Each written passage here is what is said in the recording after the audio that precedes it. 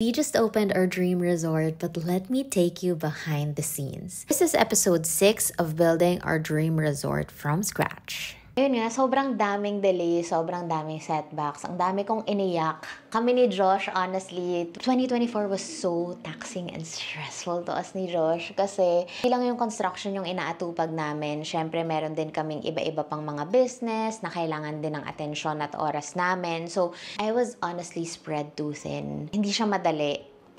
Siguro sinasabi niyo, wow, meron na siyang resort, galing naman niya. Pero behind closed doors, behind that curtain, I swear it was so chaotic. But at the same time, I'm always grateful with our team sa ibang businesses namin who's holding the fort while we are navigating a new industry, which is the hospitality industry. And sobrang happy din kami with our suppliers sa Kalatagan kasi they really delivered more than our expectations.